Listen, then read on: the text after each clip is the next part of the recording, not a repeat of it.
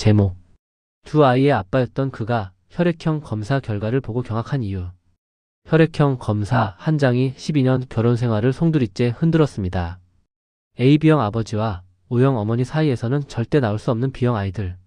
그리고 그 진실의 끝에서 마주한 것은 가장 가까운 사람의 배신이었습니다. 아내의 12년간 숨겨온 비밀, 그리고 그 모든 것이 계획된 일이었다는 충격적 진실까지. 하지만 때로는 가장 큰 배신이 새로운 행복의 문을 열어주기도 합니다. 복수보다 용서를, 분노보다 새로운 시작을 선택한 한 남자의 이야기를 들려드리겠습니다. 제1장. 믿을 수 없는 발견.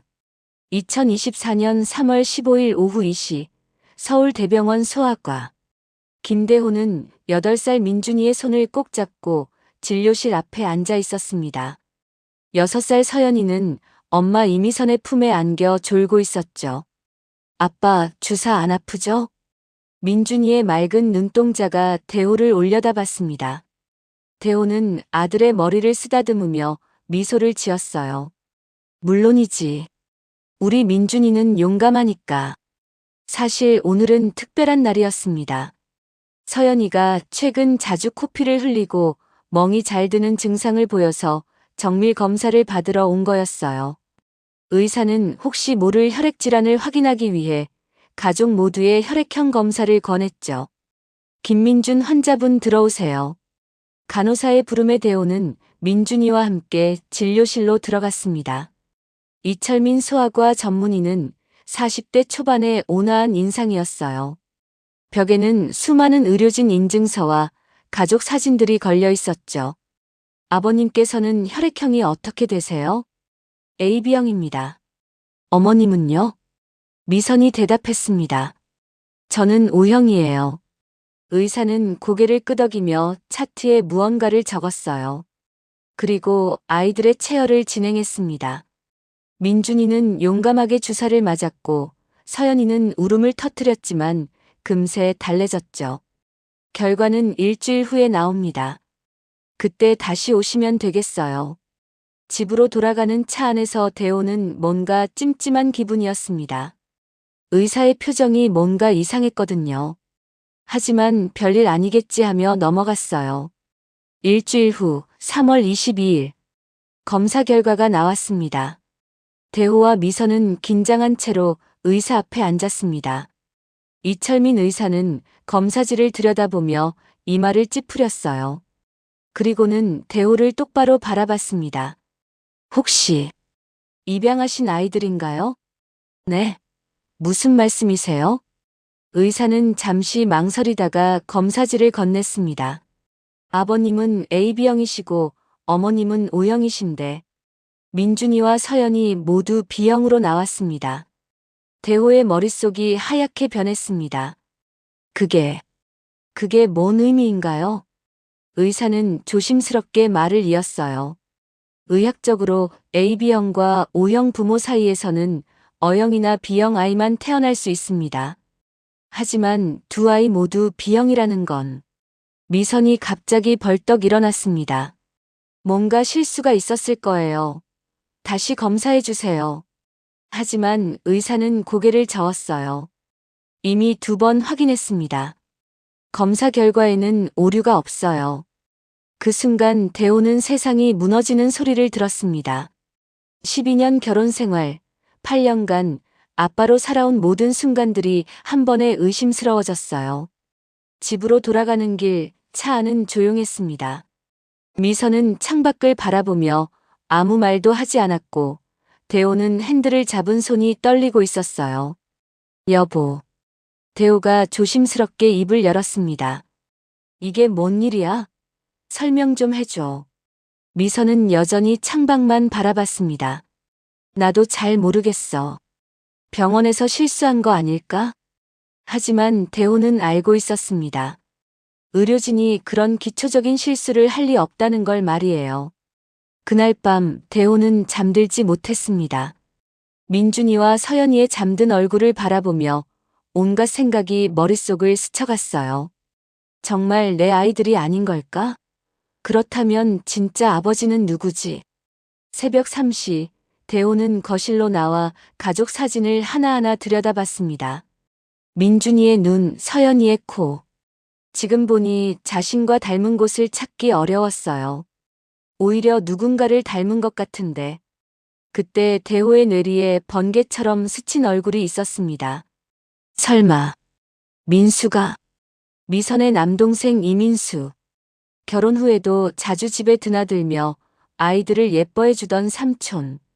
대호는 급히 핸드폰을 꺼내 민수의 사진을 찾아봤습니다. 그리고는 경악했어요.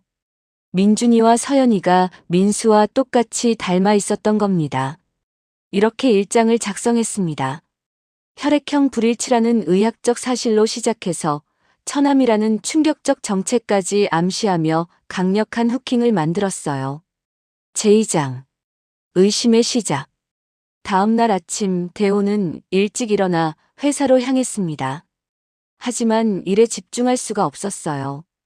어제 병원에서 들은 말이 계속 머릿속을 맴돌았습니다. AB형과 O형 사이에서는 B형 아이가 나올 수 없다. 대호는 인터넷을 검색해보기 시작했어요. 혈액형 유전에 관한 자료들을 찾아봤죠. 의학 사이트마다 똑같은 설명이 나와 있었습니다. AB형 부모의 유전자는 O와 B, O형 부모의 유전자는 O와 O. 따라서 자녀는 AOA형 또는 BOB형만 가능하다는 거였어요. 그럼 민준이와 서연이가 둘 다 B형이라는 건. 대호는 스스로에게 중얼거렸습니다. 과학적으로 자신의 아이가 아니라는 뜻이었어요. 점심시간 대호는 식당에서 혼자 밥을 먹으며 12년 전을 떠올려 봤습니다. 미선과 결혼한 건 2012년이었죠. 당시 대호는 30세, 미선은 26세였어요. 연애 2년 만에 결혼했고 결혼 1년 후 민준이를 임신했습니다. 그때 민수는 몇 살이었지? 민수는 미선보다 3살 어린 동생이었습니다. 결혼 당시 23세였으니 지금은 35세겠죠. 대학생이던 민수는 자주 누나 집에 놀러 왔었어요. 설마 그때부터? 대호는 고개를 저었습니다. 아무리 그래도 형부가 있는 집에서 누나와 그런 관계를. 말이 안 된다고 생각했어요. 오후 3시 대호는 참을 수 없어서 미선에게 전화를 걸었습니다. 여보, 나야. 응, 회사에서 왜? 미선의 목소리는 평소와 다름없었어요. 어제 병원 일 말인데. 정말 이상하지 않아? 미선이 잠시 침묵했습니다. 뭐가 이상해? 병원에서 실수한 거라니까. 그런데 인터넷으로 찾아보니까 의학적으로 불가능하다더라. 당신 지금 나를 의심하는 거야? 미선의 목소리가 갑자기 날카로워졌어요. 의심하는 게 아니라 궁금한 거지. 도대체 어떻게 이런 일이? 그만해. 나도 모르겠다고. 병원이 잘못한 거야. 미선이 전화를 끊어버렸습니다. 대호는 핸드폰을 내려다보며 한숨을 쉬었어요. 미선의 반응이 뭔가 이상했습니다. 평소라면 함께 원인을 찾아보자고 했을 텐데 오히려 화를 내더군요. 퇴근길 대호는 집 근처 카페에 들러서 생각을 정리해보려 했습니다. 정말 민수와 닮았나? 대호는 핸드폰에서 민수 사진을 다시 꺼내봤어요. 작년 추석 때 찍은 가족 사진이었습니다. 민수가 민준이를 안고 있는 모습이 찍혀 있었죠. 자세히 보니 정말 닮아 있었습니다. 눈매, 코 모양, 심지어 웃는 표정까지. 이건 우연이 아니야. 그때 카페 문이 열리며 미선이 들어왔습니다. 대호를 찾아온 거였어요. 여보, 여기 있었네. 미선이 대호 맞은편에 앉았습니다. 표정이 심각했어요. 아까 전화해서 화낸 거 미안해. 나도 혼란스러워서 그랬어. 대호는 미선을 바라봤습니다. 결혼한 지 12년이 되었지만 여전히 아름다운 아내였어요. 여보, 솔직히 말해줘. 혹시 뭐, 다른 남자와 관계를 가진 적 있어? 미선의 얼굴이 창백해졌습니다. 뭐라고? 당신 정말 미쳤어? 그럼 이 상황을 어떻게 설명할 거야? 의학적으로 불가능한 일이 일어났다고. 미선이 테이블을 탁 치며 일어났어요. 나는 당신 외에는 아무도 만난 적 없어. 어떻게 그런 의심을 해? 카페 안의 시선이 이쪽으로 쏠렸습니다. 미선은 눈물을 글썽이며 밖으로 나가버렸어요. 대호는 혼자 남겨진 채 커피를 마시며 생각에 잠겼습니다. 미선이 거짓말을 하고 있는 건가? 아니면 정말 병원의 실수일까? 제3장. 숨겨진 진실. 그날 밤 대호는 잠들지 못하고 뒤척였습니다. 옆에서 자고 있는 미선을 바라보며 온갖 생각이 들었어요. 새벽 2시, 대호는 조용히 일어나 서재로 갔습니다. 그리고 오래된 앨범을 꺼내봤어요. 민준이가 태어났을 때부터의 사진들이 가득했습니다. 100일, 돌잔치, 첫돌. 모든 순간이 행복해 보였어요. 하지만 지금 보니 이상한 점들이 눈에 들어왔습니다. 민준이 돌잔치 사진을 보니 민수가 민준이를 안고 있는 모습이 너무 자연스러웠어요. 마치 친아빠 같이. 그때도 이상했는데. 대호는 그날을 떠올려 봤습니다. 민수가 민준이를 안고 우리 민준이라고 말하는 걸 들었던 기억이 났어요. 당시에는 단순히 외삼촌이 조카를 예뻐하는 거라고 생각했었는데 서연이 사진도 마찬가지였습니다. 서연이와 민수가 함께 찍은 사진들이 유난히 많았어요. 대호는 핸드폰으로 민수에게 카톡을 보냈습니다. 민수야, 내일 시간 되면 만나자. 할 얘기가 있어. 몇 분 후 답장이 왔어요. 형, 무슨 일이세요? 새벽에 갑자기. 중요한 얘기야. 내일 오후 2시에 강남 카페베네로 와. 알겠습니다. 근데 누나는 아시는 거예요? 대호는 이 질문이 이상했습니다. 왜 미선이 아는지를 묻는 걸까요? 모르고 있어. 우리끼리만 만나자. 네. 알겠습니다. 다음 날 오후 2시 강남 카페베네. 민수는 이미 와서 기다리고 있었습니다. 35세가 된 민수는 키가 크고 잘생긴 편이었어요. 회사원으로 일하고 있었죠. 형, 안녕하세요. 민수야. 앉아. 대호는 민수를 자세히 관찰했습니다. 정말 민준이 서연이와 닮아 있었어요. 형, 무슨 일이세요? 표정이 안 좋아 보이는데. 민수야, 솔직히 물어볼게. 대호는 심호흡을 한 후 입을 열었습니다. 너, 미선이와 특별한 관계 아니야? 민수의 얼굴이 순간 굳었습니다. 커피잔을 든 손이 미세하게 떨렸어요. 네? 무슨 말씀이세요? 어제 병원에서 아이들 혈액형 검사를 받았어. 의학적으로 내 아이가 아닐 가능성이 높다고 하더라. 민수가 커피잔을 내려놓았습니다. 얼굴이 창백해졌어요. 그게 무슨. 민준이랑 서연이가 너랑 너무 닮았어. 이제야 알겠더라. 침묵이 흘렸습니다. 민수는 고개를 숙이고 있었어요. 민수야, 솔직히 말해. 너와 미선이가. 형. 민수가 떨리는 목소리로 말했습니다. 죄송합니다. 그 한마디로 모든 것이 확인됐습니다. 대호는 주먹을 꽉 쥐었어요. 언제부터야? 형. 제발. 언제부터냐고. 대호의 목소리가 커졌습니다. 주변 사람들이 돌아봤어요. 민수는 울먹이는 목소리로 말했습니다. 결혼 전부터요. 뭐라고? 대호는 믿을 수 없다는 표정이었어요. 누나가 먼저 그런 관계를 원했어요. 저도 거부했는데. 거짓말하지 마. 내가 유혹한 거 아니야? 민수가 고개를 저었습니다. 정말 누나가 먼저였어요. 저는 거절했는데 계속. 대호는 더 이상 듣고 싶지 않았습니다. 벌떡 일어나며 소리쳤어요. 그럼 민준이랑 서연이는 너 아이야? 민수가 고개를 끄덕였습니다. 그 순간 대호의 세상이 완전히 무너져 내렸습니다. 제4장. 무너지는 신뢰. 카페를 뛰쳐나온 대호는 차 안에서 한참을 앉아 있었습니다. 손이 떨려서 핸들을 잡을 수가 없었어요. 결혼 전부터 그럼 12년간 계속 속여온 거야? 분노와 배신감이 동시에 밀려왔습니다.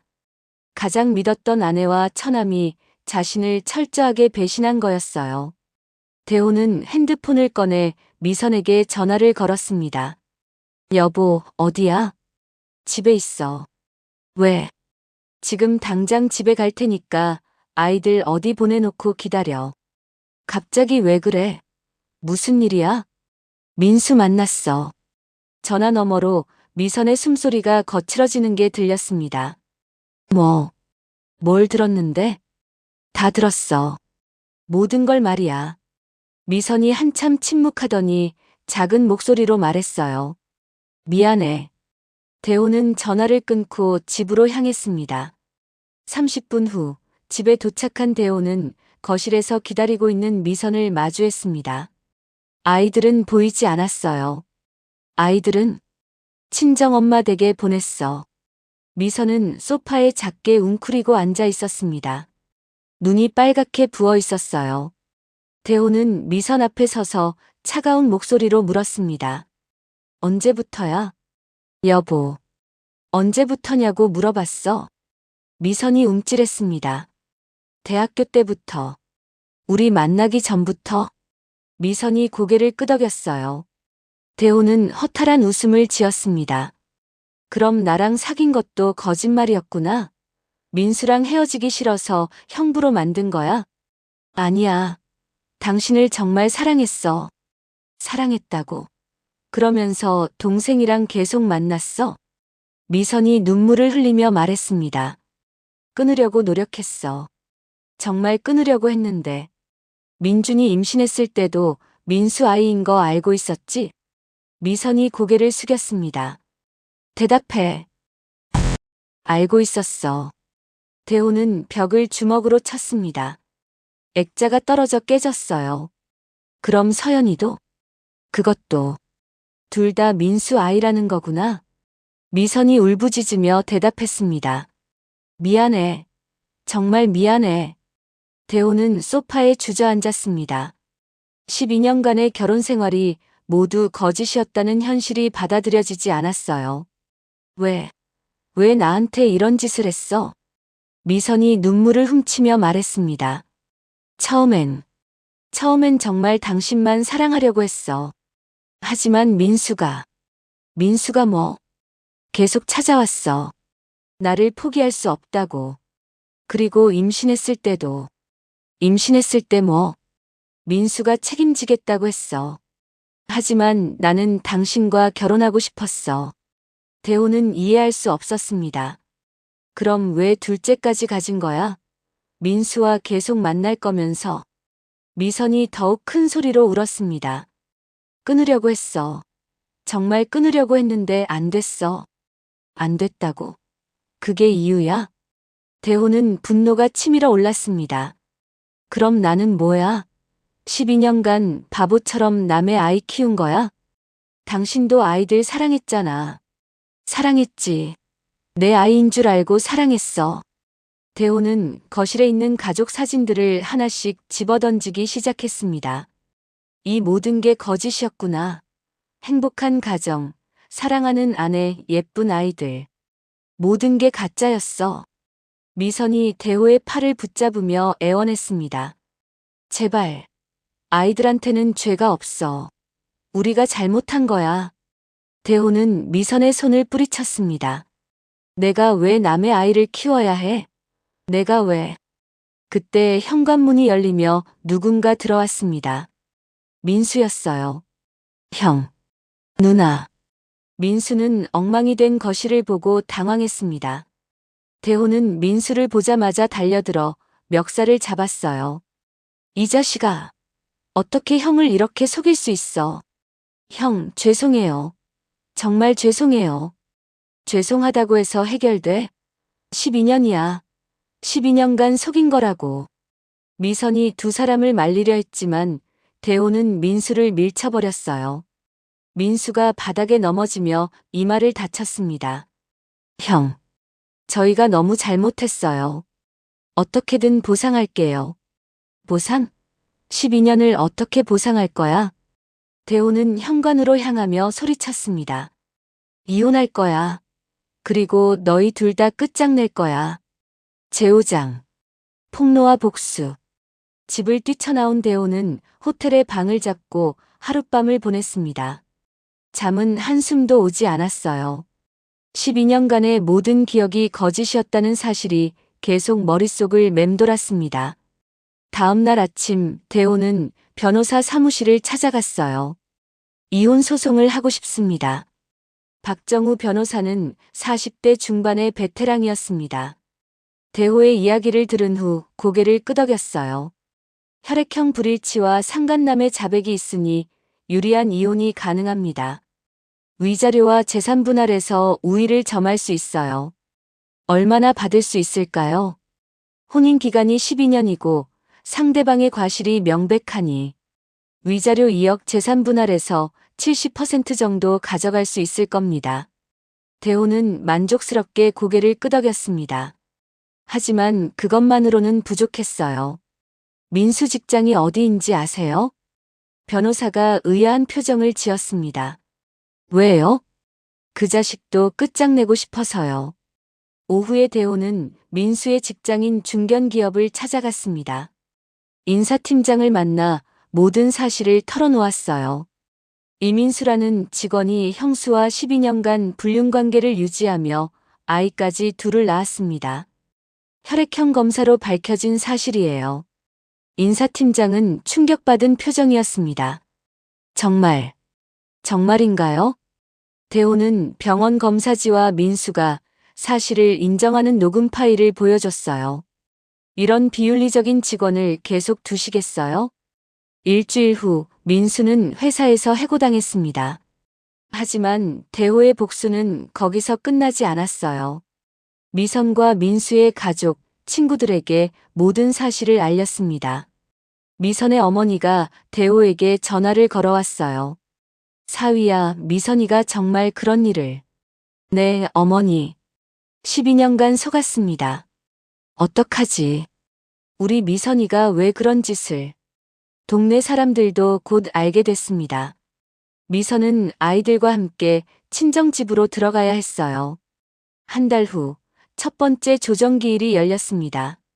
법정에서 마주한 미선은 야위어 보였습니다. 민수도 함께 왔는데 얼굴이 초췌했어요. 피고는 혼인 기간 중 처남과 지속적인 불륜관계를 유지했음을 인정합니까? 미선의 변호사가 대답했습니다. 사실관계는 인정하지만 원고도 가정에 소홀했던 부분이 있습니다. 대호가 벌떡 일어났어요. 가정에 소홀했다고. 12년간 남의 아이 키운 남자한테 그런 소리를 해요? 판사가 정숙을 요구했습니다. 조정은 결렬됐고 본격적인 재판이 시작됐어요. 제6장. 진실의 대가. 재판이 진행되면서 더 충격적인 사실들이 드러났습니다. 미선의 친구가 증인으로 나와 폭탄 발언을 했어요. 미선이가 결혼 전에 저한테 말했어요. 오빠랑 헤어질 수 없어서 형부로 만들 거야 라고. 법정이 술렁였습니다. 대호는 충격받은 표정이었어요. 처음부터 계획한 거였다고. 증인이 계속 말했습니다. 네.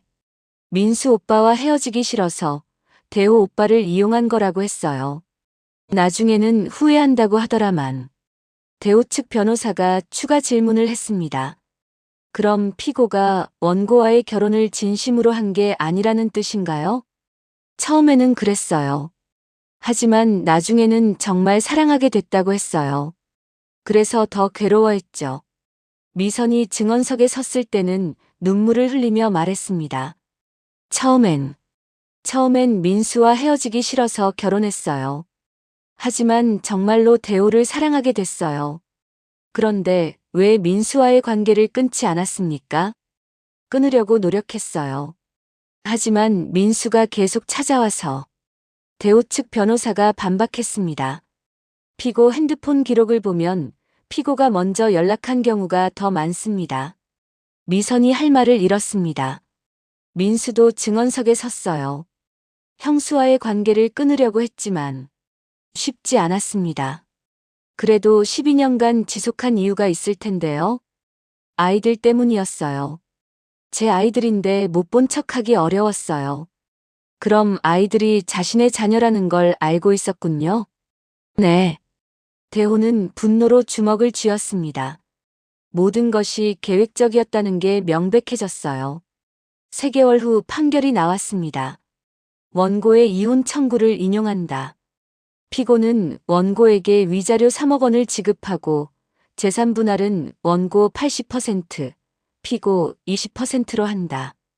대호는 승리했지만 기쁘지 않았습니다. 12년이라는 시간은 돌아오지 않았으니까요. 재판 후 미선이 대호에게 다가왔어요. 대호야, 정말 미안해. 미안하다고 해서 12년이 돌아와? 아이들은 어떡하지? 내가 키워. 민수랑 함께. 미선이 울먹였습니다. 아이들이 아빠를 찾을 거야. 그럼 진짜 아빠한테 가면 되지. 대호는 돌아서며 차갑게 말했어요. 다신 연락하지 마. 제7장. 무너진 모든 것. 이혼 판결 후 6개월이 지났습니다. 대호는 새 아파트에서 혼자 살고 있었어요. 회사 일도 예전 같지 않았습니다. 직원들이 대호의 사생활을 수군거리는 소리가 들렸어요.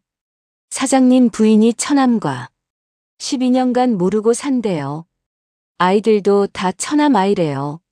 대호는 점점 사람들을 피하게 됐습니다. 외로움이 밀려왔어요. 어느 날 저녁 대호는 술에 취해 집으로 돌아오다가 공원에서 쉬고 있었습니다. 그때 익숙한 목소리가 들렸어요. 아빠. 돌아보니 민준이었습니다. 8살 민준이가 달려와서 대호를 안았어요. 민준아. 대호의 마음이 찡했습니다. 친자가 아니어도 8년간 아빠로 살았던 정이 있었거든요. 아빠, 왜 집에 안 와? 엄마가 울어요. 민준아. 아빠는. 그때 미선이 뛰어왔습니다. 민준아. 거기 있었구나. 미선을 본 대호는 표정이 굳어졌어요. 왜 여기 와? 민준이가 아빠 보고 싶다고 해서. 미안해. 민준이가 대호의 손을 꼭 잡았습니다. 아빠, 집에 가요. 서연이도 기다려요. 대호는 민준이를 바라봤습니다. 순수한 아이에게는 죄가 없었어요. 하지만 현실은 바뀌지 않았습니다. 민준아, 아빠는 더 이상 너희 아빠가 아니야. 왜요? 아빠가 아빠인데. 진짜 아빠가 따로 있어. 민수 삼촌이 너희 아빠야. 민준이가 울기 시작했습니다. 싫어요.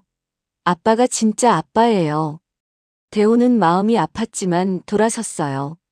뒤에서 민준이의 울음소리가 들렸지만 돌아보지 않았습니다. 집에 돌아온 대호는 소주를 마시며 생각했어요. 내가 너무 잔인한 건가? 아이들한테는 죄가 없는데. 하지만 다시 생각해보니 분노가 치밀어 올랐습니다. 왜 내가 남의 아이를 키워야 해? 나도 피해자야. 그 후로 대호는 더욱 고립됐습니다. 친구들도 멀어졌고 회사 일에만 매달렸어요. 1년이 지났지만 상처는 아물지 않았습니다. 제8장. 새로운 시작. 이혼 후 2년이 흘렀습니다. 대호는 42세에서 44세가 됐어요. 머리에는 흰머리가 늘었고 얼굴에는 주름이 생겼습니다. 회사는 그럭저럭 운영되고 있었지만 예전 같은 열정은 없었어요. 어느 날 오후 대호는 병원에서 건강검진을 받았습니다. 스트레스로 인한 위염과 불면증 진단을 받았어요. 스트레스를 줄이셔야 합니다. 새로운 취미라도 가져보세요. 의사의 권유로 대호는 등산을 시작했습니다. 산에서 만난 등산 모임 사람들은 대호의 과거를 알지 못했어요. 그들에게 대호는 그냥 조용한 사업가였습니다. 김 사장님, 혼자 사세요? 네, 독신입니다. 아직 젊으신데 좋은 분 만나세요. 대호는 쓴웃음을 지었습니다. 다시는 결혼하지 않을 거라고 다짐했었거든요. 하지만 시간이 흐르면서 마음의 변화가 생겼어요. 등산 모임에서 만난 정혜진 39세은 조용하고 따뜻한 여성이었습니다. 남편과 사별한 후 7살 딸과 살고 있었어요. 저도 혼자 아이 키우는 게 쉽지 않아요. 혜진의 말에 대호는 공감했습니다. 서로의 상처를 이해하는 사이가 됐어요. 6개월 후 혜진에게 자신의 과거를 털어놓았습니다. 12년간 남의 아이인 줄 모르고 키웠어요. 아내는 처남과. 혜진은 놀라지 않았어요. 많이 힘들었겠어요. 지금도 아이들이 그리워요. 친자가 아니어도 8년간 아빠였으니까. 연락해보세요. 안 돼요. 다시 상처받기 싫어요. 혜진이 대호의 손을 잡았습니다. 사장님이 좋은 사람이라는 걸 알아요. 상처를 완전히 치유하려면 용서해야 해요. 1년 후 대호와 혜진은 조용한 결혼식을 올렸습니다. 혜진의 딸 채은이는 대호를 새아빠로 받아들였어요. 아빠, 저 숙제 도와주세요. 그래, 우리 채은이. 새로운 가족과 함께하는 시간이 대호를 치유했습니다. 결혼 2주년 되는 날, 대호는 마침내 결심했어요. 민준이와 서연이에게 편지를 썼습니다.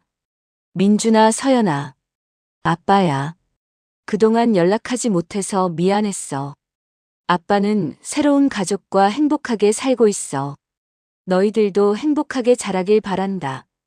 언제나 너희들을 사랑했다는 걸 기억해줘.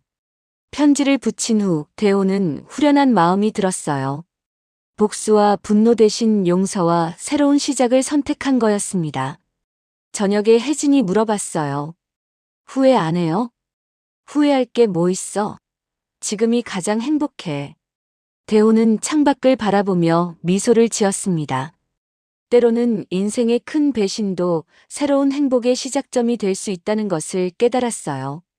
진정한 행복은 과거에 묶여 있는 게 아니라 현재를 받아들이고 미래를 향해 걸어가는 것이었습니다.